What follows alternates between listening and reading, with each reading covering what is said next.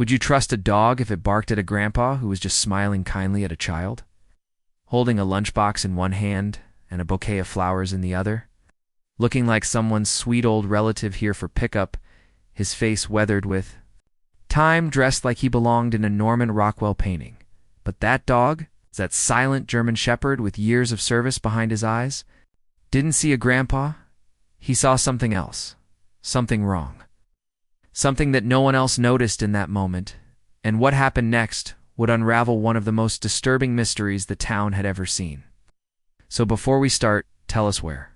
Are you watching from, and what time is it over there? We read every comment, and we'd love to know who's joining this journey with us. Because today's story isn't about ghosts or villains. It's about a dog who saw what no human did, and a little girl whose tears led to something no one could have expected. And it all began on a quiet Wednesday morning at Birchwood Elementary, where the leaves were just beginning to change, casting golden shadows across the playground, and the air was crisped with that early fall sharpness that makes everything feel more alive. The schoolyard was buzzing like any other morning, kids spilling off buses, parents waving from their cars, teachers juggling coffee cups and attendance sheets. But among the routine, a small girl named Leela stood a little apart, her pink backpack too big for her shoulders, a crayon drawing clutched tightly in her hand, her eyes searching the crowd for someone she wasn't sure would show up today, because mornings had been hard lately at home. Her mom worked double shifts, and her uncle, who sometimes helped, was out of town. So most days, it was just her and Max, the retired police K-9 that the school had adopted a year ago after his partner passed away. A silent, powerful figure who wandered the halls during lunch and sat by the gate during pickup. Most kids loved him. Some were intimidated by his intensity. But for Leela, Max was a silent guardian, someone who noticed her, who watched her, who waited with her, and who always seemed to know when something wasn't right. He would rest his head against her leg on hard mornings and walk her to the classroom door like a silent escort. But that day, Max's behavior was different. Even before the final bell rang, he was pacing near the staff lot, ears perked, nose in the wind, not quite barking but letting out low huffs of tension, as if something in the air didn't sit right with him. The teachers chalked it up to a squirrel or a scent in the breeze. No one gave it more thought until the bell rang and students poured out, laughter filling the air.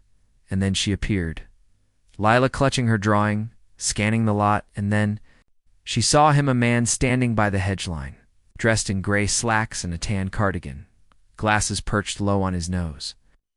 In a smile that seemed warm enough to melt butter, he looked like someone's sweet grandpa, holding a small suitcase and a box of cookies, and when he called out to her, she hesitated, blinked, unsure. Her eyes darted to Max, who had stopped dead in his tracks, fur-raised, eyes locked. And in that frozen moment, the air seemed to hold its breath. Lila took a small step forward, and Max let out a single bark, sharp, piercing, and utterly unlike his usual calm. Teachers turned their heads. The man raised his hand in a soft wave, but something about the way his eyes didn't crinkle when he smiled made a chill run through the playground.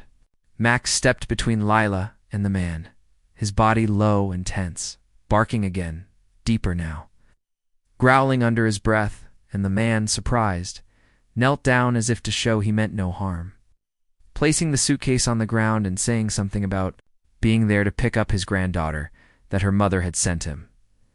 And while most adults would have let the moment pass, maybe even apologized to the dog, this man didn't back off. He tried to coax her with the cookies, his voice low and coaxing. And that's when Max lunged, not to bite, not to attack, but to push Lila back behind him.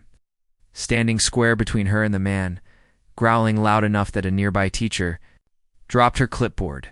That was the moment when something broke through the illusion. When the janitor, who was also a retired officer, recognized the stance, recognized the language Max was speaking, and realized this wasn't just a confused pickup, it was something more. He stepped in, asked the man for ID, and that's when the man's hand hesitated just a second too long.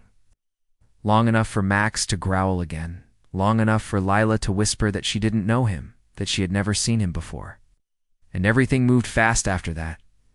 teachers called the principal, the janitor stood firm, and when the man turned to leave, Max followed, barking and circling him until authorities arrived. And while most thought it would be a misunderstanding, just a mistaken identity or a lost relative, what they found in the man's bag when the FBI arrived later that day would lead to one of the largest multi-state missing child investigations the area had ever seen. Because inside that suitcase weren't just cookies or drawings, but items that matched descriptions from families who had been searching for their daughters for years. And Max, the silent dog no one really noticed anymore, had seen through it all in a single glance, and that was only the beginning. They didn't open the bag right away, not in front of the kids, not in front of the man who now sat calmly in the school's front office, legs crossed, sipping from a paper cup like he was waiting for a dentist appointment. Max was still pacing. Outside the glass, back and forth like a silent metronome, his eyes never leaving the man, and Leela, clutching a blanket around her shoulders, sat in the nurse's room with the janitor's wife, sipping juice she hadn't asked for, her drawing still in her hand, now wrinkled at the corners from where her little fingers had held on too tightly. And in the hallway outside, the school principal stood frozen with her phone in hand, staring at the screen like she couldn't believe what dispatch had just confirmed, because the ID the man had handed over had checked out at first glance, clean, even courteous. But when run through the deeper registry, when scanned under the enhanced alert database shared by federal agencies, something terrifying surfaced. The man wasn't a grandpa, not legally, not biologically, not to anyone in that school or town. And his real name had been linked once before, quietly, tentatively, to a child welfare investigation across state lines that had gone cold 5 years ago. The details had been thin, the trail weaker than hope. But the suitcase Max had barked at was still sitting in the back room, unopened, zipped, and forgotten like it belonged to a traveling salesman. Until the school officer who had arrived early for a dismissal, an Iraq vet with a soft spot for kids and a deep respect for trained dogs, asked for permission to open it. And what they found when they unzipped that leather case would change. Everything inside, neatly folded, were small girls' sweaters, each labeled with a different name tag, old ones, some fading with time, some crisp as if newly stitched. Beneath them were school ID cards, outdated, most from districts far from here, some torn or scratched, but all of them belonged to girls under 10. And further down, nestled under a false flap, were Polaroid photos, not obscene or violent, but haunting in their normalcy, girls on swings, eating ice cream, standing beside bikes in driveways that could belong to any of us. And suddenly it wasn't just about Lila or Birchwood Elementary, it was about something far darker, far wider. And it started to unfold faster than anyone could track. The FBI was called immediately. Agents rerouted mid-assignment from the nearby field office. The man was detained in a holding room and calmly asked for a lawyer. But even in silence, even before a single official statement had been made, Max was already ahead of everyone.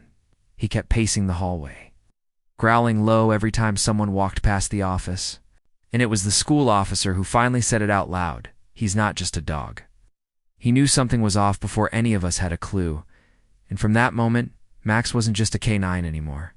He was a key witness in what was now an open federal investigation. Meanwhile, as word quietly rippled through administrative channels, families from nearby towns began calling in, asking if their child's name had been found, begging for updates, praying it was a mistake. Lila's mother, who had rushed from the diner the second she got the call, now sat with her daughter in her lap, tears in her eyes, whispering thank yous into Max's fur. But it was when the FBI opened the small notebook tucked into the suitcase lining that the investigation turned from suspicious to horrifying. Inside, in tiny neat script, was a list of names. First names only, dozens of them, each paired with a date and a location. Some crossed out, others underlined, some marked with a question mark, and in the margin beside a name that hadn't been. Crossed Yetli Loyet, said 3:10 p.m. pickup, and beside it the words make connection. That was all, but it was enough. Enough to make every agent in the room stop and stare, because this wasn't random. This was tracked, targeted, mapped out in advance, and when they looked up to ask the man about it, he simply smiled again.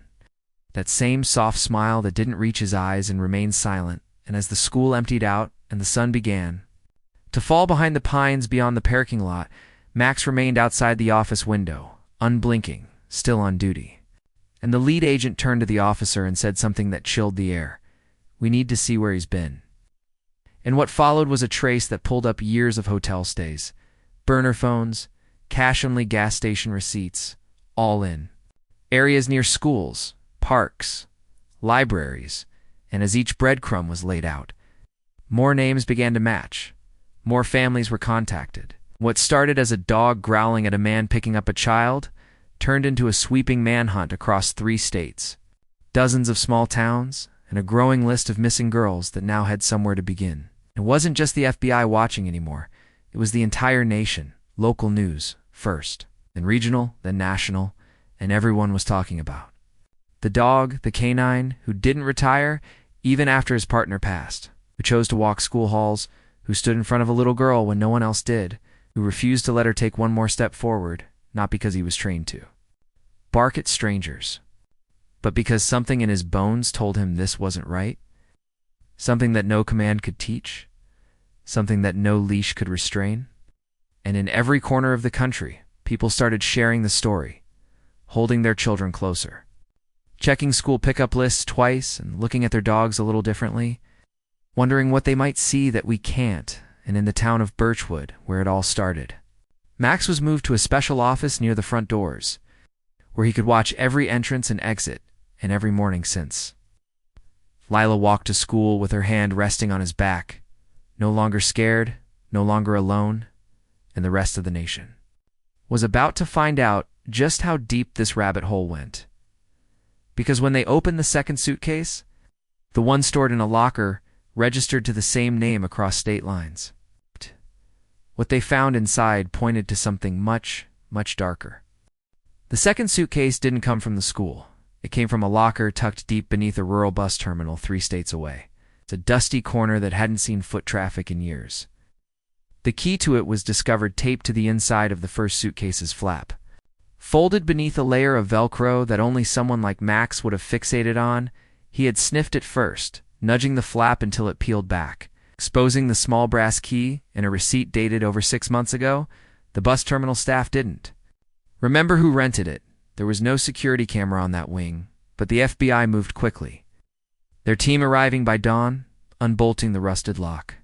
And what they found inside wasn't just another set of clothes or trinkets, but a collection of old journals wrapped in plastic, meticulously preserved and filled with entries written in tiny, cramped cursive dates, times, behaviors, routines, of young girls across various towns, none of it explicitly illegal on its own, but deeply, horrifyingly detailed.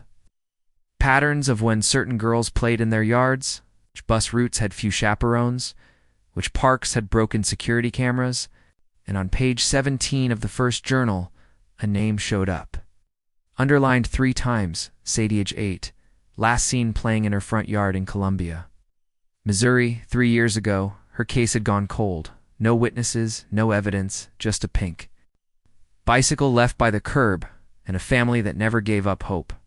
And now, in this suitcase, was a hand-drawn map of her neighborhood, dated 3 weeks before her disappearance, with notes about when she left the house, when her father worked, and what time the sun set behind the tree line. And as agents flipped through more pages, more names began to surface. Isabel from Kansas City, June from Springfield, Lana from Tulsa, all girls with open cases, all vanished without a trace. And the more they read, the more they realized this wasn't the work of a drifter or an accident. This was studied, tracked, and documented with the same discipline of a hunter, one who watched and waited, who made himself invisible until it was time, and back at Birchwood Elementary. Max didn't know about the journals, or the locker, or the names being uncovered across states. He only knew that he had seen something in that man that day that didn't make sense. It didn't feel right. And while the humans were scrambling to connect the dots, he was already thinking 2 steps ahead. Every day since the arrest, he had taken to walking the perimeter of the school twice instead of once. his eyes scanning cars, his ears twitching at the slightest noise. And the students had started to notice. They would pat him softly as they walked by, whispering thank yous and calling him Detective Max now. And Lila, she brought him half her sandwich every lunch, sitting beside him by the fence line, whispering her fears and her dreams like he was her diary, and he listened, never moving, always still, like he understood every word. And while her mother was still shaken, she started a campaign online, sharing Max's story, tagging news outlets, saying his name again and again until people started listening. And soon, other families with similar stories began to comment, to email, to ask had he been the one who took their child? Was his name in the journal? Did their town appear on the map? And the FBI, who had started this case with a whisper of suspicion, now had hundreds of pages of evidence, a man who remained silent in custody, and a dog who had somehow become the center of it all. The agent in charge even joked that Max was the lead investigator now, and he wasn't far off, because one afternoon, while the agents were reviewing footage from an old gas station tied to the suspect's card usage, Max barked from the corner of the conference room. Once loud and sharp, causing a tech to pause the video, rewind 5 seconds, and look again there. Blurry and brief was the suspect leaning into a car at pump 4, handing something through the window. And beside him, in the driver's seat, was a second man, never seen before, clean-shaven, baseball cap low, and wearing a jacket from a long-closed security company. And just like that, the case broke open again. Because this wasn't alone.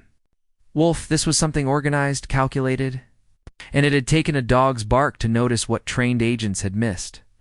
The jacket was traced to a rental facility 2 towns over, and behind that building, hidden behind a false panel in the supply closet, they found another box this time, filled with old electronics, phones, thumb drives, some fried, some still intact, and the contents inside were chilling, hidden folders filled with surveillance photos of playgrounds, lists of school schedules, and one file labeled Targets Q3, which included the name of a school Max had patrolled 3 months prior as part of a student awareness day, and that was when it hit them.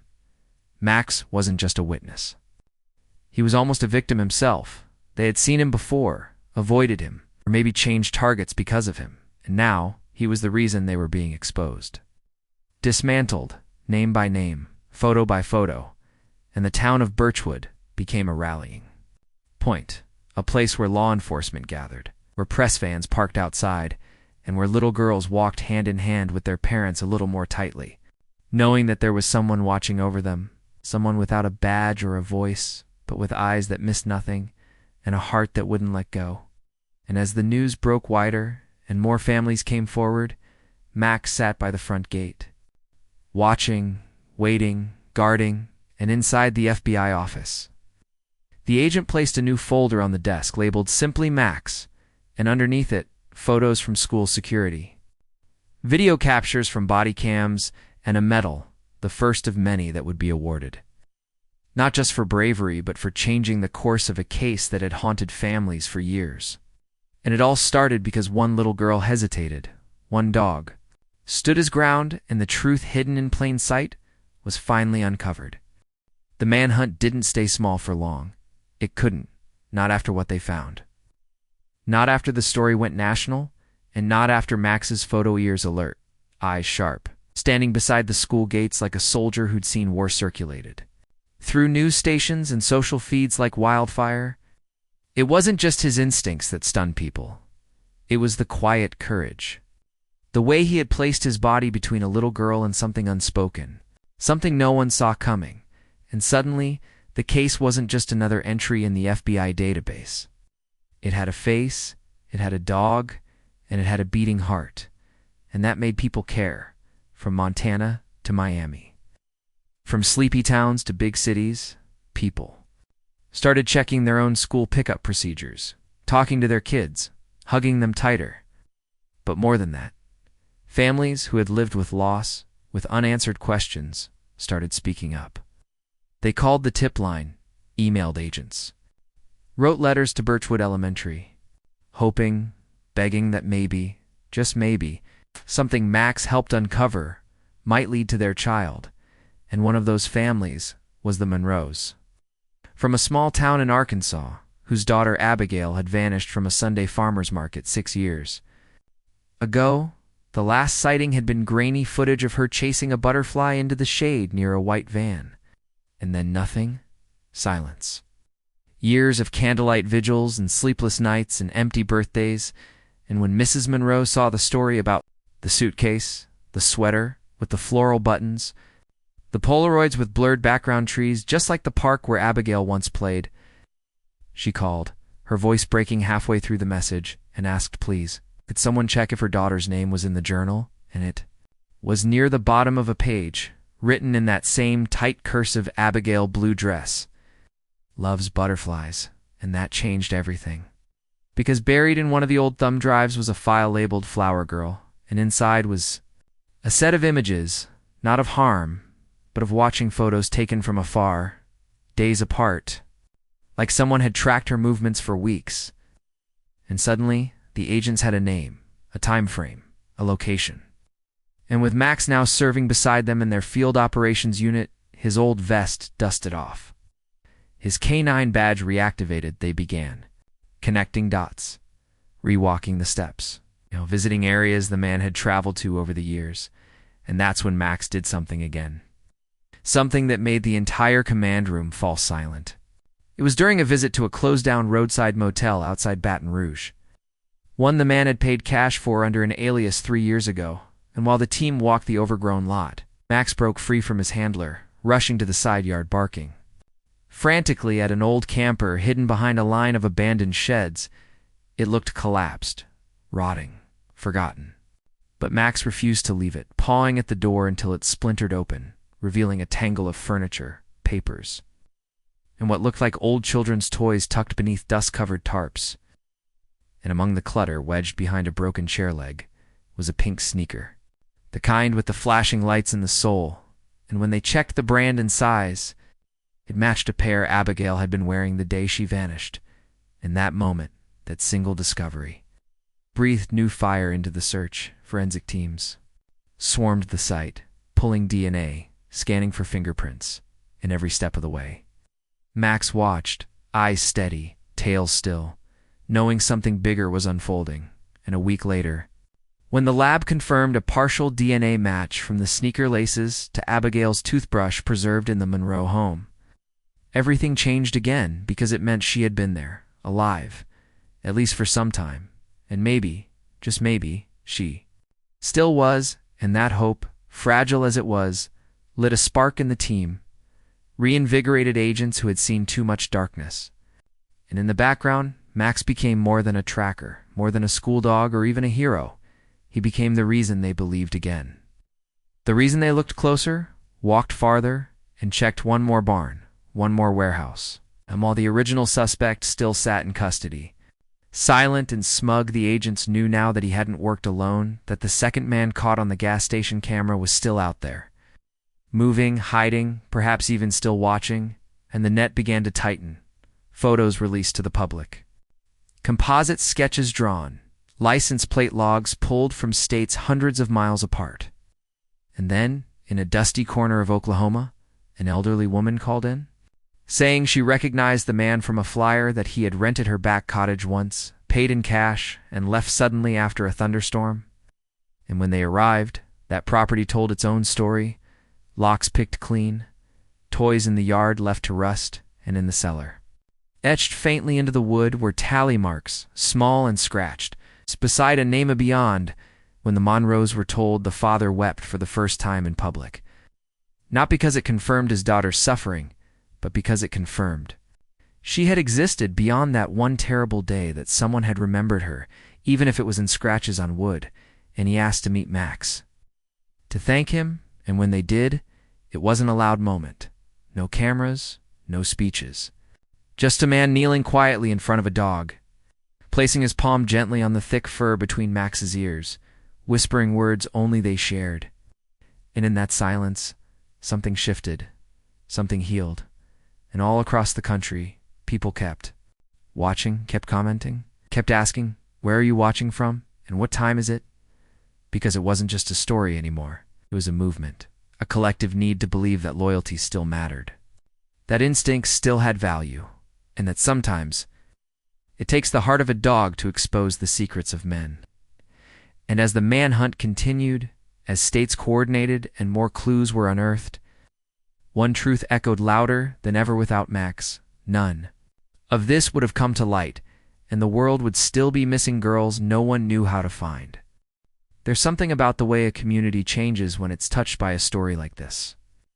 How quiet mornings in Birchwood Elementary started to feel different. How every parent now walked their child right to the door instead of waving. From the car, how the principal replaced the entire security system even before the school board met. And how Max, once just a retired K-9 lounging near the gates, was now treated like a local legend. But not in the loud, banner-hanging way, or like in the way people would pause to pat his head gently, whisper thanks into his fur, or tuck a little note in his vest pocket just because they didn't have the words to say what his actions had. Done for their hearts, because what began as a single act of defiance, a bark, a stand, a protective posture, turned into something that changed the lives of so many more than just Lila. In the months that followed, more girls were found. Not all of them still alive, but many were hidden away, stashed across quiet properties and forgotten towns.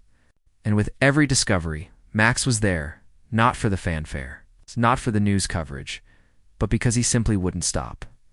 He sniffed out storage sheds in Idaho, crawled beneath floorboards in Missouri, led search teams to basements behind fake drywall in Nevada, and in each case, it was the same story: his instinct. His refusal to walk away, his quiet, commanding presence, unlocked something that no algorithm or forensic tool had.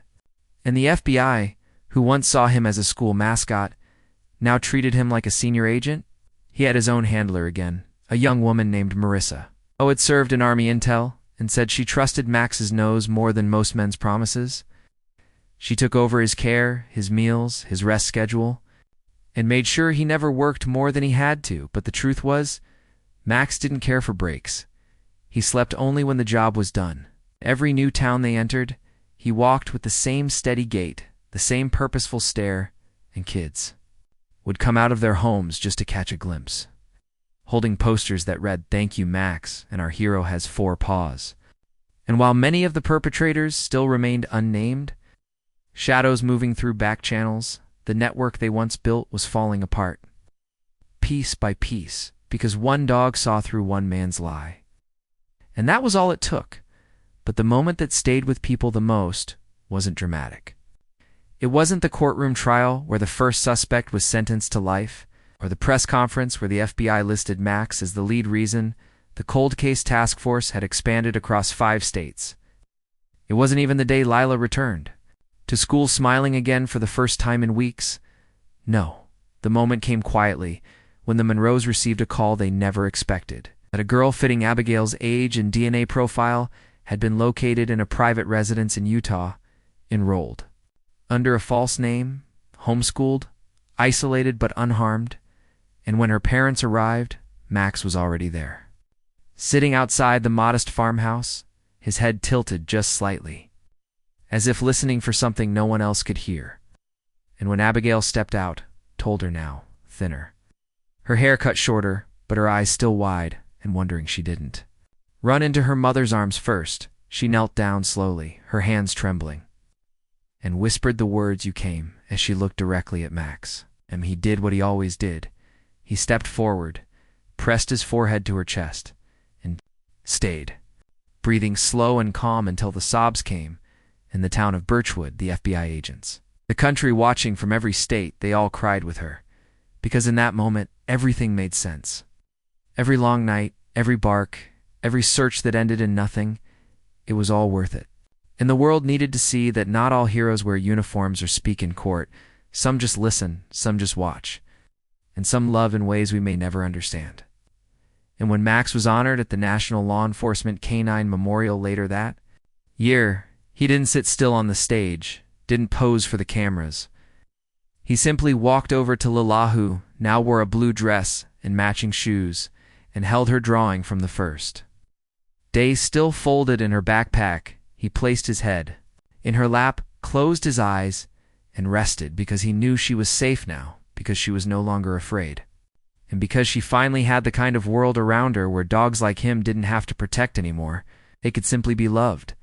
And as the applause echoed through the marble halls, and as agents shared stories of the things Max had done that no human had ever accomplished, it wasn't the medals or the plaques or the national recognition that mattered.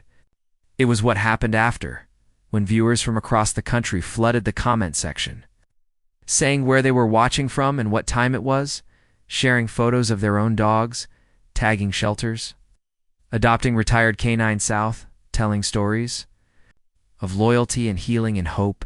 And in that beautiful flood of love, Birchwood's small-town story became something bigger, something timeless. Because it reminded all of us that even in the darkest places there can be light. Even in the most ordinary dog there can be a miracle. And even when the world forgets, a dog remembers, and he will stand guard until someone sees what he sees, and saves the ones who can't save themselves.